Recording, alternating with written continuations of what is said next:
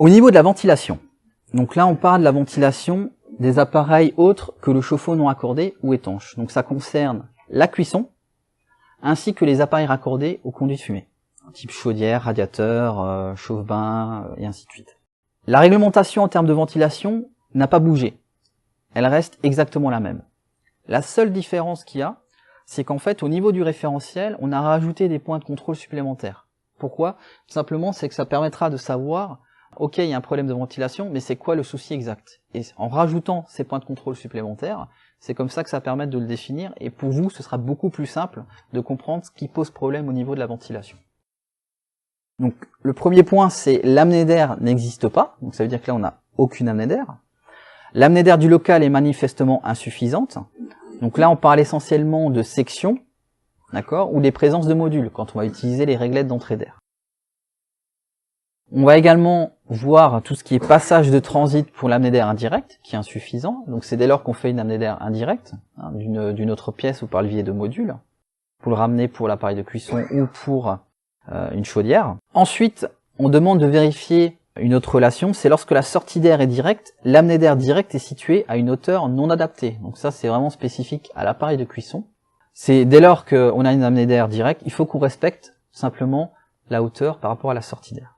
L'amener d'air indirect transite par WC ou par un autre logement ou par une partie commune. Donc ça, pareil, ça a été rajouté en plus. Simplement, c'est qu'on ne peut pas passer par les WC ou par un autre logement, voire même depuis les parties communes. La prise d'air se fait toujours depuis l'extérieur.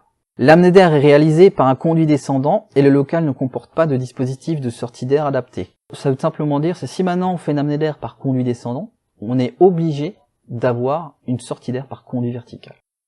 Donc, réglementairement, ça n'a pas changé, d'accord? C'est juste les points de contrôle qui ont été rajoutés en plus. Et ils sont beaucoup plus détaillés. L'amener d'air est obturée.